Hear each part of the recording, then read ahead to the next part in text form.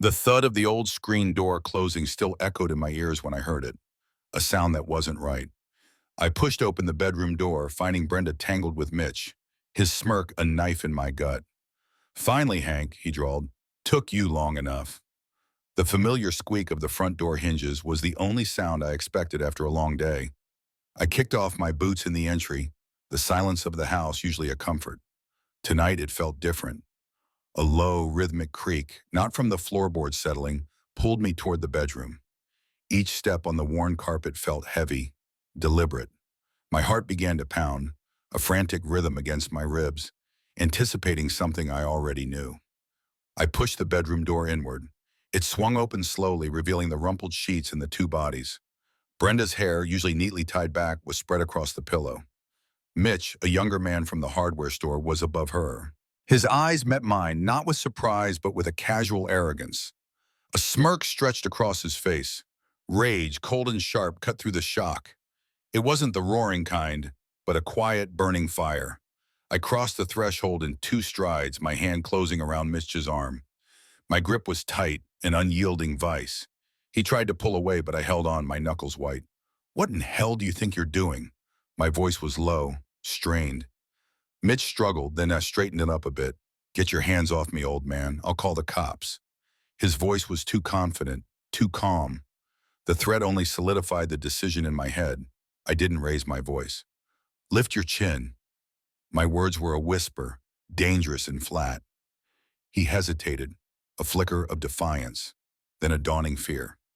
He didn't lift it quick enough. My fist connected with his tree, a dull, sickening thud.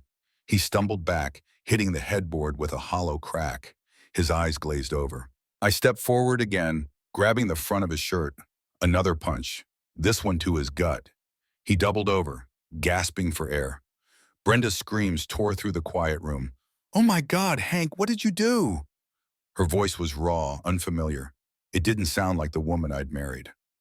I ignored her, my focus on Mitch, who was now huddled on the bed, trying to protect himself. I landed another blow, this one precise and calculated. He slumped, no longer struggling. The defiance was gone. I turned from him, my eyes finding Brenda's. She was cowering, pulling the sheet up to her chin. Her face was pale, tear-streaked. "In our bed?" The words were ice, not a question. "You stain." She reached out a hand, a desperate plea. "Hank, please, let's just talk." I looked at her, then at the man crumpled behind her. There was nothing to talk about. The air in the room felt thick, heavy with betrayal. I turned, my boots heavy on the floor, and walked out. I didn't look back. The front door closed with a soft click. No squeak this time. I climbed into my old Ford pickup, the worn seat familiar against my back. The engine sputtered to life, a rough cough, then settled into a steady hum. I drove without thinking, the truck finding its own way to the liquor store on the edge of town. The fluorescent lights inside hummed, casting a pale glow on rows of bottles. I grabbed a bottle of bourbon, the dark liquid promising a kind of oblivion. Back in the truck, I pulled into the far corner of the Walmart parking lot. The bourbon burned going down, a welcome heat in my chest. Each swallow numbed the sharp edges of what I'd seen. My phone vibrated.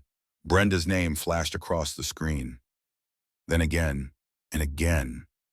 I silenced it, watching the notifications pile up. The parking lot was mostly empty, the solitude a small mercy. The bourbon was working, dulling the shock, blurring the edges of my disbelief. Eventually the phone rang again. I hesitated, then answered. My voice was rough. "Yeah." "Hank, where are you? We need to talk. We can get past this." Her voice was tight, thin. "You mean Mitch?" The question was a weapon, sharp and direct. A silence. Then a shaky denial. "No, Mitch left. He's gone. Please, Hank." The bourbon was doing its job, making me bold. "Did you have fun with him again?" Another pause, longer this time. I could almost hear her flinch through the phone. She didn't answer. I didn't wait for one. I disconnected the call, the silence of the pickup settling around me once more. The bottle felt heavy in my hand, a cold comfort in the quiet, desolate glow of the parking lot lights. My eyes cracked open to the familiar dull gray of a Midwestern dawn filtering through the truck's windshield. My body ached, a deep, pervasive soreness in my bones and muscles. My mouth was dry, a taste like ash coating my tongue. The raw pain of betrayal, which had been dulled by the bourbon, now settled deep in my gut, sharper than any hangover. It wasn't just the physical discomfort, it was the quiet hollowness that resonated in my chest. The clock on the dashboard read 7:30 a.m. My head throbbed, a dull pulse behind my eyes. The first order of business wasn't anger or regret, but the simple, undeniable needs of the body: coffee and a restroom. The Walmart doors, which had seen me seek refuge last night, now offered practical anonymity. Inside, the store was already bustling, despite the early hour. I moved through the aisles with a detached efficiency, grabbing a toothbrush, a new pair of jeans, a plain gray t-shirt, and some clean socks. Each item felt like a small, deliberate severance from the life I'd left behind in the dark. My old clothes felt like a shroud, smelling faintly of stale alcohol in the memory of betrayal. I paid in cash, avoiding eye contact with the young cashier, her face a blur. The drive to the office was short. I parked in the back lot, away from the main entrance. The new clothes felt foreign as I changed in the cramped space of the truck's cab. The scent of bourbon clung to my skin, a subtle, unwelcome reminder of the night. I splashed some water from a leftover bottle on my face, rubbing at the stubble on my jaw. It was enough. Stepping into the office, the familiar smell of coffee and old paper was a small comfort. My desk, usually a haven of routine, now felt like a foreign shore. The screen of my desktop glowed, notifications blinking like distant, angry stars. 37 text messages, 20 emails, 3 missed calls, all from Brenda. I clicked them away, a numb sense of finality settling in. Just then, Gary, my business partner, walked in, coffee mug in hand. His gaze, usually quick and direct, settled on me. He stopped dead. His eyes narrowed, taking in my slightly rumpled state, the new shirt, and then slowly the faint but undeniable aroma. "What the hell is this, Hank?"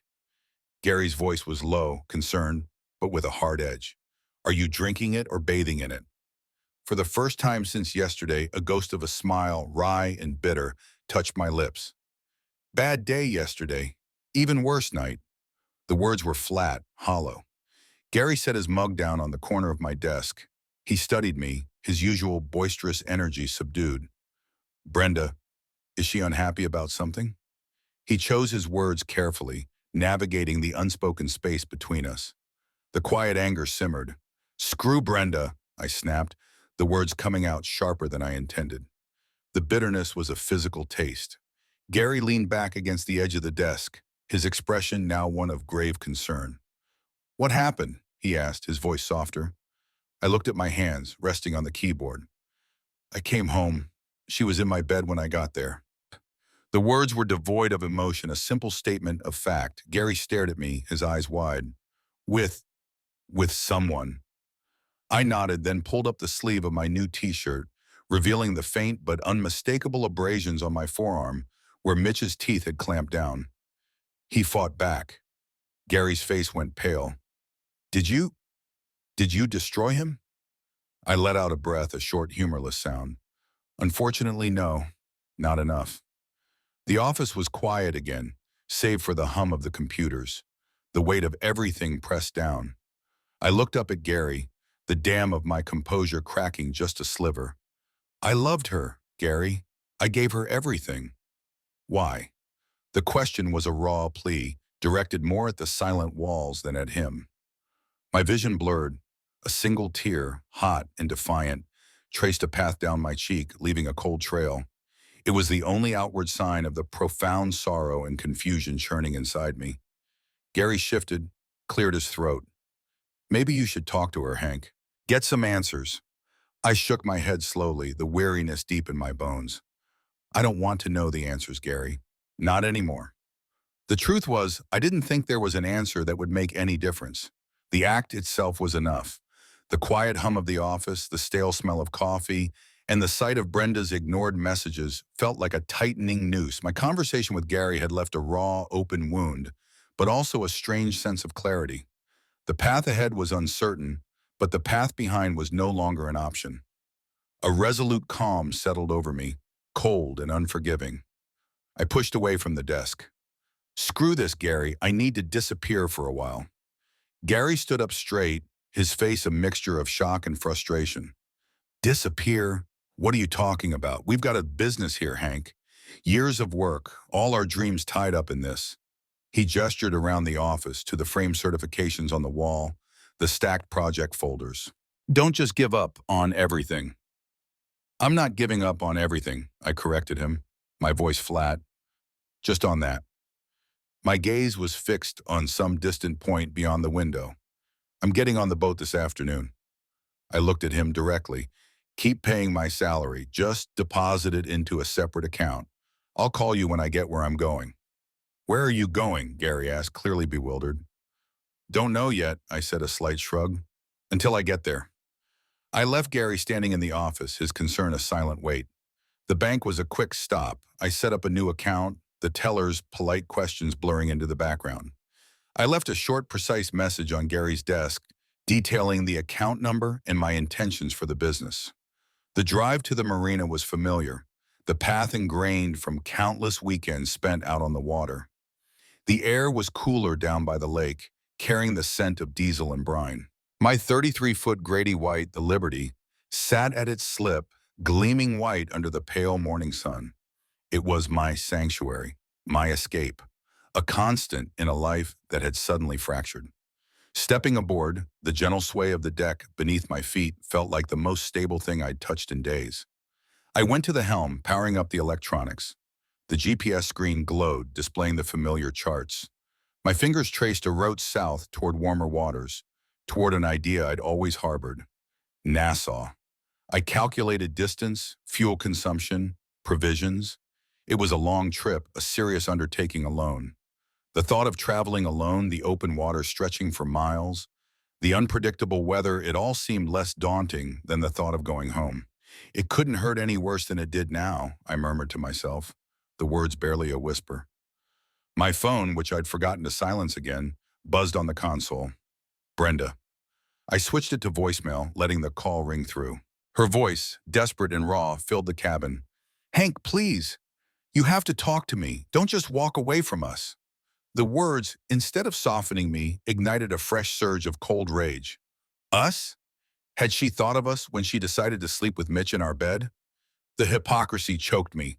I called her back, my thumb pressing the green icon with a deliberate motion. She answered on the first ring, her voice tight, a hint of hope. John? So you want to talk now? My voice was colder than I intended, a deliberate weapon. When you're caught, when it's convenient for you all? John, just come home and we can talk. Please don't give up on us. Her voice pleaded, the desperation clear. Remember that mistake you made in high school? I asked, cutting her off, my mind reaching back to a memory I'd buried for decades. The one you swore wasn't what it looked like? The one where you almost ruined my reputation for a stupid bet? A beat of silence. That was different, John. We were kids. Was it? I pressed. Or was that just you showing your colors even then? And me, like an idiot, I believed you. I listened to my heart, and you know what I got? Screwed again, and not in a good way. The bitterness tasted like acid on my tongue. She started to protest, to explain, but I didn't let her. I pressed the end call button. The line went dead. The silence that followed was absolute, final. I stared at the dark blue expanse of the lake, already picturing the deeper blue of the ocean. The Liberty shifted gently beneath my feet. It was time to sail. The muted hum of the law office usually provided a comforting backdrop to Brenda's day. Today it felt like a silent judgment. Her gaze dramatically to the framed photograph on her desk. Hank, younger, tanned, a wide, genuine smile on his face, holding up a monstrous marlin. The sun glinted off the scales, off his teeth. It was from one of his fishing trips, one of the many times he'd disappeared for weeks. Brenda traced the outline of Hank's strong jaw with her finger, the glass cool beneath her touch. He'd always been gone, work trips to dusty oil fields, fishing expeditions that stretched for weeks into the Gulf. He'd invited her, of course, always. But the idea of spending a month in some remote hole in the oil fields with nothing but mosquitoes and the smell of crude had never appealed. She grumbled about it even then, she admitted to herself, a chronic complainer even in the early days.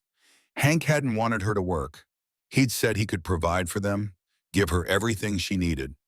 But Brenda had always needed more. She'd enrolled in law school, driven by a restless ambition that Hank hadn't quite understood. She hadn't passed the bar, the dense legal text proving more challenging than she'd anticipated, but she'd found her niche as a paralegal. 10 years now, in this bustling firm, drawn to the sharp suits, the quick minds, the palpable energy of high-stakes litigation. It felt important, exciting. She knew her success wasn't just her brains, her looks, carefully maintained, and her easy, charming personality opened doors. She was good at what she did, connecting with clients, managing complex documents. She was thriving, or so she had thought. A soft knock at her cubicle wall pulled her from her thoughts. "Brenda, Mitch wants to see you. New case, I think." Her stomach tightened, a familiar flutter of anticipation. A new, interesting case was how it usually started. She walked toward Mitch's office, her heels clicking softly on the polished floor. Mitch, a junior partner, was leaning back in his chair, a file open on his desk. He looked up and his gaze lingered on her a moment too long, a subtle, possessive assessment she knew well. "Brenda, come in." He gestured to the chair opposite him, his voice smooth. He outlined the new case, a complex corporate dispute. The details were intricate, demanding. As he spoke, his hand casually brushed hers when he passed a document. That was how it had begun. Shared late nights, fueled by cold pizza and the adrenaline of deadlines. The quiet compliments, the shared ambition, the thrill of being understood in a way Hank, with his oil fields and fishing boats, never quite could. Mitch had painted pictures of a different life, a life of power dinners, international travel, sophisticated social circles. It was a stark contrast to Hank's predictable world of early mornings, greasy hands, and quiet evenings watching football. Hank's world was solid, reliable. Mitch's world sparkled. A wave of guilt washed over Brenda, quickly followed by a stubborn defiance. Hank was always gone. Always. Didn't that count for something? Didn't his absence create a void that someone else was bound to fill? She justified it, rationalized it, pushing down the shame that occasionally pricked at her. But now, the sudden, brutal weight of Hank's departure settled around her. The office, usually a hive of productive noise, felt thick with unspoken gossip. Heads turned subtly as she walked past. Hushed whispers died when she approached. The affair with a colleague, now coupled with Hank's abrupt disappearance, was no longer a discreet secret. It was public knowledge, a dark cloud hanging over her professional life. The firm, a place that once felt so vibrant, now felt stifling, judgmental. She reached for her phone, her fingers already knowing the number by heart. No answer. Again and again. She left another message, her voice more desperate now, less composed. "Hank, please, just call me back. Say something. Don't just disappear." The silence from his end was absolute, a cold, unyielding wall. She found herself grappling with a profound sense of loneliness, a new and unsettling fear. The vast expanse of the Atlantic, choppy and indifferent, stretched before me. Its emptiness mirrored the hollow ache in my chest. The Liberty cut through the waves, a small white speck against the immense blue, carrying me further from the life I'd left behind, but not from the pain. Each roll of the boat was a subtle reminder of the instability that had become my new normal. My route was a careful progression down the coast, a brief stop in Virginia Beach for fuel and provisions, then Charleston's historic harbor, the sprawling naval presence of Jacksonville, the rocket-launching excitement of Cape Canaveral, and the gleaming modernity of Fort Lauderdale. Each port was a temporary refuge, a place to resupply before pushing further south, ultimately aiming for the clear turquoise waters of Nassau. The stops were brief, deliberate. I kept my head down, avoided lingering. The solitude of the sea was a harsh mistress, forcing introspection. With no distractions but the endless horizon, my mind replayed fragments of my marriage. A reel of half-forgotten moments, quiet conversations, shared laughter. I searched for clues, for the point where it all went wrong, for the crack that had allowed Mitch to slip in. The injustice of Brenda's betrayal was a constant companion, cycling through waves of anger, sharp jabs of pain, and a deep, bewildering confusion. Why? The question echoed in the vastness, unanswered. I called Gary infrequently, short, clipped conversations about business. I never lingered, never offered details of my location, keeping the call strictly professional. He, in turn, relayed the struggles of the firm in my absence. The workload was mounting. The financial strain was beginning to show. He also, with a cautious hesitation in his voice, updated me on the escalating rumors surrounding Brenda and Mitch at the law firm. Their affair, once a discreet whisper, was now openly discussed, a sordid piece of office gossip. A perverse satisfaction rippled through me at their public humiliation. A small victory, yet it brought no real peace. The emptiness remained. I thought of my own past, the simpler times before ambition and money had complicated everything. The quiet aspirations Brenda and I had once shared, huddled together on the couch, mapping out a future that now seemed utterly shattered. A storm began to brew, the sky darkening to a bruised purple, the waves growing larger, more aggressive.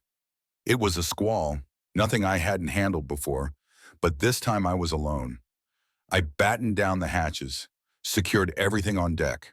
The boat bucked and rolled, water crashing over the bow. I gripped the wheel, battling the elements, the physical struggle a welcome distraction from the internal torment. I battled fear, not of the sea, not of capsizing, but of being found, of being forced back to a life that had become unbearable. This solitary battle was a metaphor for my life, weathering it alone. There was a strange comfort in the relentless, demanding rhythm of the ocean. It required constant attention, precise adjustments, demanding my focus so completely that there was little room for thought. It was a lifeline. Even from the boat, I found myself sketching new designs, the lines and angles of a new project taking shape on paper. It was an old habit, channeling my restless energy, a tangible way to build something new when everything else felt broken. My thoughts drifted to the concept of paying the price. Was this pain, this profound sorrow, my penance for some unspoken failing? Had I been too absorbed in my work, too distant, too predictable, too absent, as Brenda had claimed in her quiet moments of justification? It didn't matter now. I realized that while I had physically escaped, sailing away from the shore, the emotional shackles of betrayal still bound me, mooring me to a past I desperately wanted to leave behind. I've been wondering if you're finding this journey as captivating as I am. Stick around to the end to see how life's costly choices unfold. The hushed whispers in the law firm had been a slow, insidious poison, but now the consequences for Mitch were immediate and tangible. A summons to the managing partner's office, a grim-faced HR representative, and the chilling words, internal investigation. His carefully cultivated professional reputation, once his most prized asset, was now in tatters, dissected and analyzed in every hushed conversation at the water cooler. Mitch's initial arrogance, that casual smirk and defiant glint in his eye, had completely crumbled. Under the cold professional scrutiny of the firm's partners, he shrank, a weak, self-serving man revealed. He tried to downplay everything, framing it as a mutual mistake, an unfortunate misunderstanding. When he tried to smooth things over with Brenda, his words were devoid of genuine remorse, focused only on minimizing his own fallout.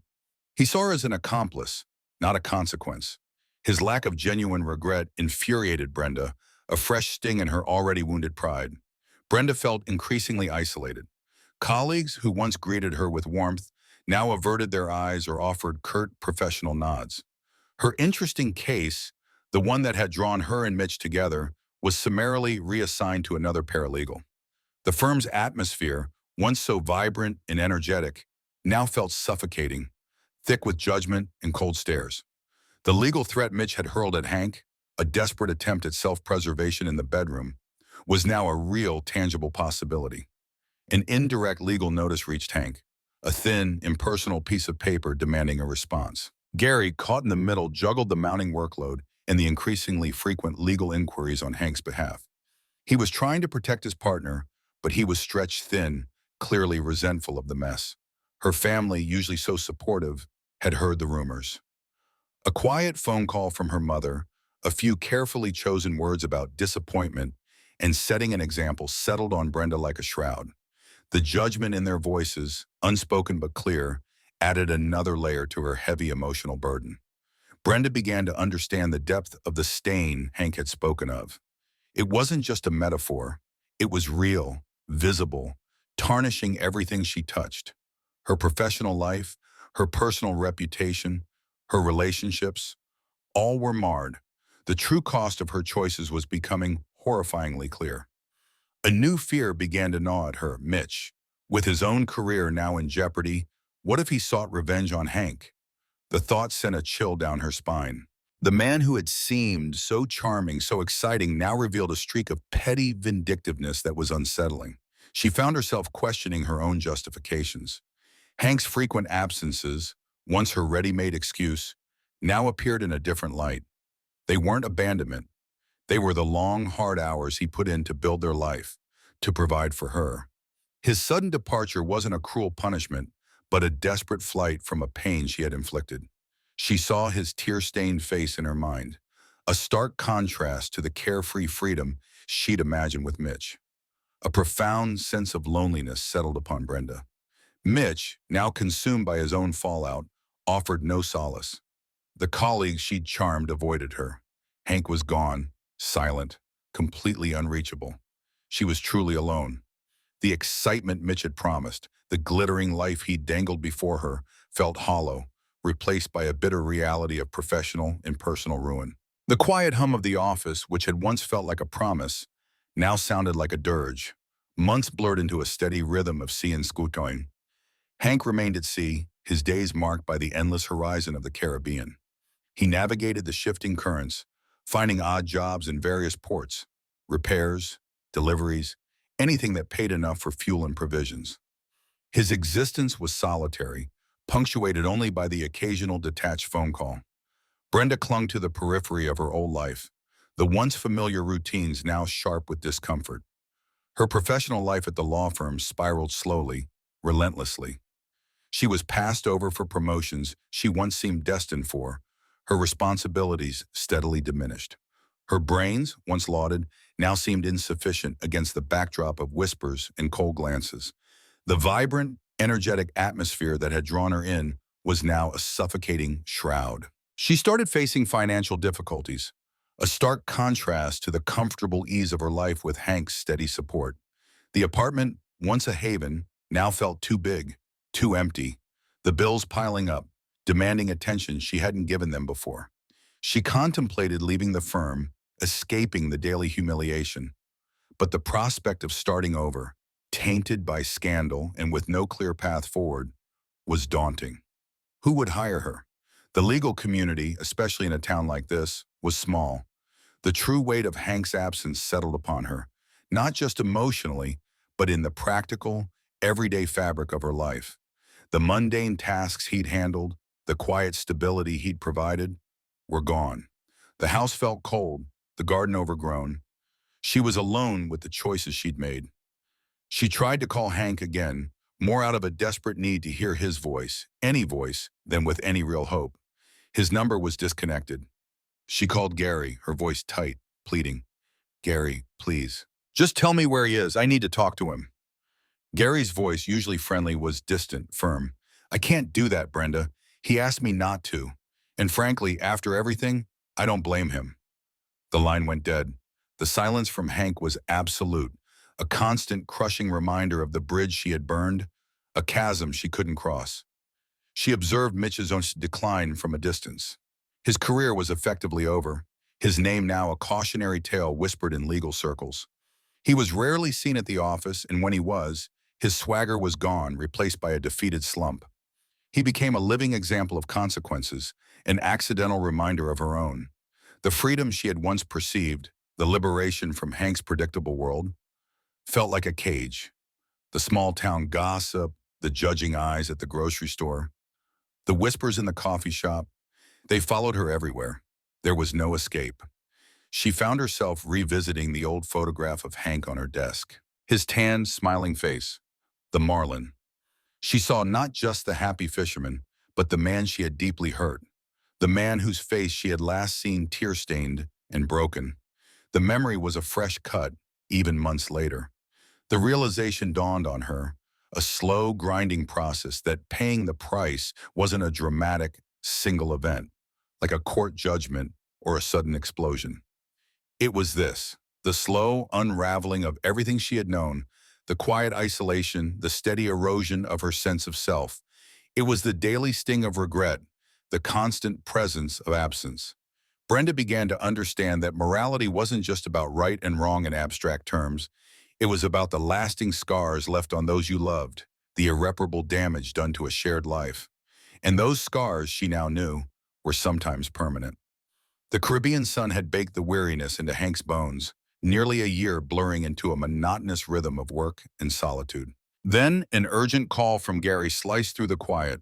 The legal proceedings regarding Mitch's assault were finally moving forward, no longer a distant threat, but an imminent reality.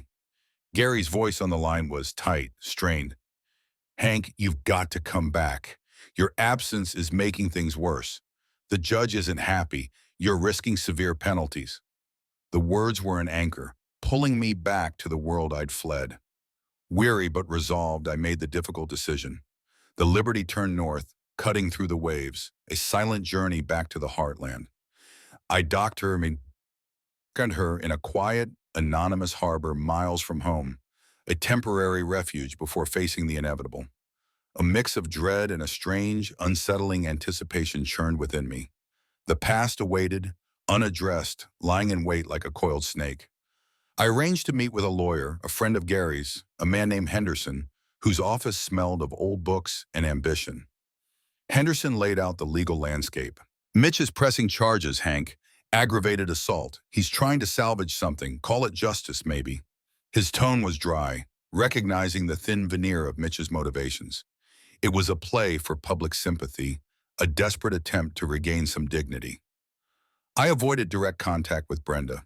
All communication, any message passed through the cold, formal filter of our lawyers. It was a distance I needed, a shield against the residual pain and anger. Brenda, hearing of my return, felt a surge of conflicting emotions. Relief, perhaps, that I was safe. Fear, certainly, of what my return would mean for her. And a desperate, foolish hope for some form of closure. A conversation that would somehow erase the damage. She saw me from afar, at the courthouse, a gaunt, weathered man, changed by the sea and the quiet gnawing of my pain. My hair was longer, sun-bleached. My eyes held a different kind of sadness. The legal battle began, a bitter public airing of our private humiliation. Our names, once synonymous with quiet Midwestern stability, were dragged through the mud of court documents and local gossip. The courtroom was packed with curious faces, a silent audience watching the unraveling of a family. I testified, my voice calm but firm. I recounted the discovery, the immediate blinding rage that had consumed me, the visceral reaction to seeing my wife with another man in my bed. It was a crime of passion, my lawyer argued, a legal term for a primal human response. Mitch, emboldened by his slick lawyer, painted me as a violent, unstable man, distorting the truth, twisting the narrative to serve his own wounded pride. He portrayed himself as the innocent victim, the professional wronged by a jealous, vengeful husband. The community watched, their faces a mixture of fascination and judgment, as the details of our shattered life were laid bare. I confronted Gary in the quiet of our office, the hum of the computers now a backdrop to our unspoken tension. "This whole ordeal," I said, my gaze sweeping around the familiar space. "What's it done to the business?" It wasn't a question, but a quiet accusation, a testament to the collateral damage of Brenda's choices. Gary just sighed, running a hand through his thinning hair. "We're holding on, Hank. Barely." I reflected on my journey, the months at sea, the endless horizon. I had thought I could outrun it, outsail the pain and the consequences. But standing here in this courtroom, facing the wreckage of my life, I realized that running away offered no true escape. The past always found a way to catch up. The shifting sands of the future were still built on the foundation of what had already been broken. The legal case against Hank concluded with a verdict that felt less like justice and more like a weary compromise. It was a mixed bag, a symbolic victory for Mitch, but one so hollow it offered no real satisfaction. The judge levied fines and a suspended sentence, a mark against Hank's record, but thankfully he avoided jail time. Mitch's victory was short-lived. The trial, with its unflattering revelations and sordid details, further tarnished his already ruined reputation. He was ostracized, a pariah in the legal community, his ambition extinguished, his future uncertain. Brenda's position at the firm became untenable. The whispers, the cold stares, the diminished responsibilities. It all became too much. With a heavy heart, she made the difficult decision to resign. There was nothing left for her here. She packed her belongings, sold the house, and left town, seeking anonymity and a fresh start in a different state, a place where her past wouldn't follow her so closely. Before she left, Brenda and I met, not for reconciliation, not for an attempt to mend what was broken, but for a stark, painful reckoning. We sat in a quiet diner on the edge of town, the smell of burnt coffee and stale donuts filling the air. Our conversation was raw, exposing years of unspoken resentment, unfulfilled desires, and the indelible mark of betrayal that now defined our shared history. "I'm sorry, Hank," she said, her voice thin, her eyes downcast. "Not just for Mitch, but for everything, for destroying what we had." She looked up, her eyes wet but clear. "I've been paying the price too, every day." I admitted the deep hurt, the way her actions had carved a hollow space inside me. But I also spoke of the clarity the journey had brought, the long months at sea that had allowed me to slowly, painfully, see beyond the anger. "It changed me," I said, my voice flat, "but not in a way that can fix us." We both knew it then. Our marriage was irrevocably broken, shattered beyond repair. There was no room for a second chance, no path back to what we once were. The understanding hung between us, heavy and final. I decided to sell my share of the business to Gary. He was a good man. He deserved a chance to rebuild and thrive without the shadow of my past hanging over him. He was hesitant, but understood. The money would provide a new foundation, a way forward. I made plans to move, perhaps to a new coastal town, somewhere along the Gulf, a place where the sea could continue to be my solace.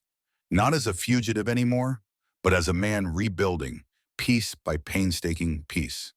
Brenda also looked ahead, determined to forge a new path. Alone. She would carry the weight of her choices, the ghost of what she had lost, a constant companion. The day I left, the Midwestern town was shrouded in a thin gray mist. My old pickup, familiar and steadfast, carried me away. The quiet hum of its engine was a metaphor for a new, uncertain journey, a sound both lonely and hopeful. The rearview mirror showed the shrinking silhouette of the town, of the life I was leaving behind. The price had been paid, not in currency, but in shattered trust, lost love, and lives forever altered. It was a poignant testament to human fallibility and the enduring, relentless struggle for meaning and morality in a world that rarely offered easy answers.